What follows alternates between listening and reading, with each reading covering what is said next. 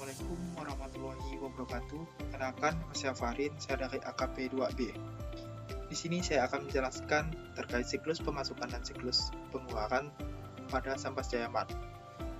Pertama, saya akan menjelaskan terkait siklus pemasukan pada Sambas Jaya Mart. Pada siklus ini terdapat 3 bagian. Yang pertama ada bagian penjualan, kedua ada bagian gudang, ketiga ada bagian akuntansi. Pada siklus pemasukan ini dimulai dari pelanggan melakukan order barang. Setelah itu, bagian penjualan akan melakukan pengecekan catatan transaksi pelanggan untuk mengetahui apakah pelanggan memiliki hutang atau tidak. Jika pelanggan memiliki hutang, bagian penjualan akan membuat tagihan hutang. Kemudian, dokumen tagihan hutang akan dikirim kepada pelanggan. Jika pelanggan tidak memiliki hutang, bagian penjualan akan membuat dokumen pengecekan barang. Setelah itu, dokumen pengecekan barang dikirim kepada bagian gudang. Setelah bagian gudang menerima dokumen pengecekan barang, bagian gudang melakukan pengecekan ketersediaan barang yang tersedia untuk mengetahui apakah barang tersedia atau tidak. Jika barang tidak tersedia, bagian gudang membuat surat pembatalan order. Kemudian dokumen pembatalan order barang dikirim kepada bagian pelanggan.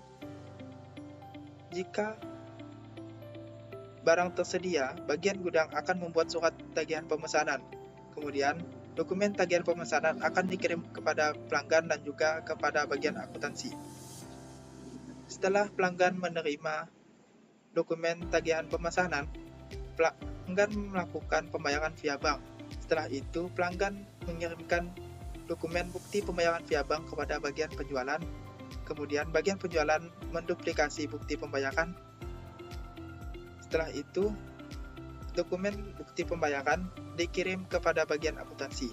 Setelah itu, dan juga dokumen bukti pembayaran via bank dikirim kepada bagian penjualan untuk diarsipkan secara permanen. Setelah bagian akuntansi menerima bukti pembayaran via bank, bagian akuntansi melakukan pengecekan sah atau tidaknya bukti pembayaran tersebut. Jika bagian akuntansi memverifikasi sah bukti pembayaran tersebut, bagian gudang akan melanjutkan proses pemesanan. Setelah itu, dokumen tagihan pemesanan pada bagian gudang dikirim pada bagian gudang untuk dilakukan arsip secara permanen berdasarkan nomor pelanggan. Setelah itu, bagian gudang akan memproses pesanan barang. Kemudian, dokumen pengiriman barang akan dikirimkan kepada bagian akuntansi dan juga dikirim kepada pelanggan.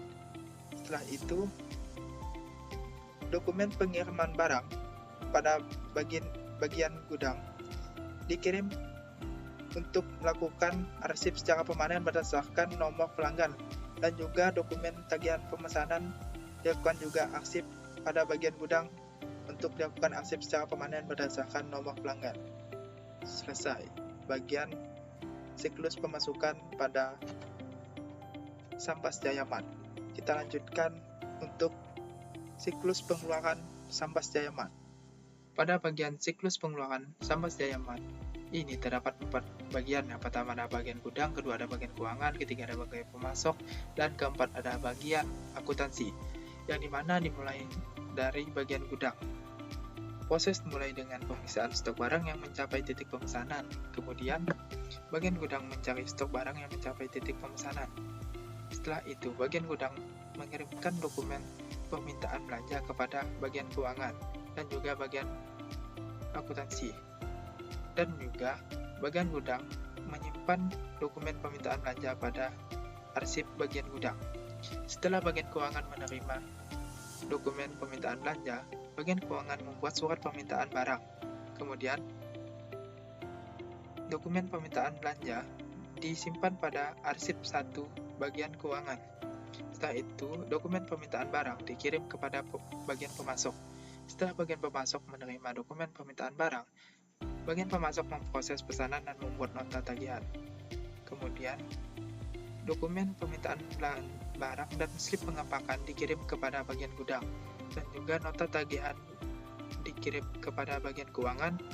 Kemudian bagian keuangan mengadakan nota tagihan dan mengirimkan dokumen nota tagihan kepada bagian akuntansi dan juga menyimpan nota tagihan kepada bagian arsip 1 bagian keuangan. Setelah bagian gudang menerima dokumen permintaan barang dan slip pengepakan, bagian gudang melakukan rekonsiliasi dan membuat surat permintaan barang. Kemudian dokumen permintaan barang dan slip pengepakan dan permintaan belanja disimpan pada arsip 1 bagian gudang. Kemudian dokumen penerimaan barang dikirim kepada bagian akuntansi dan kemudian dokumen penerimaan barang dikirim kepada bagian pemasok dan juga dikirim kepada bagian akuntansi. Setelah itu, dokumen penerimaan barang juga dikirim kepada bagian keuangan dan disimpan pada arsip 1 bagian gudang. Setelah bagian gudang menerima dokumen penerimaan barang, bagian gudang membuat surat perintah bayar. Kemudian, dokumen penerimaan barang disimpan pada arsip 1 bagian keuangan. Kemudian, dokumen perintah bayar dikirim kepada bagian akuntansi dan juga disimpan pada arsip 1 bagian keuangan. Kemudian, dokumen perintah bayar juga dikirim kepada bank. Sekian dari saya penjelasannya. Saya akhiri. Wassalamualaikum warahmatullahi wabarakatuh.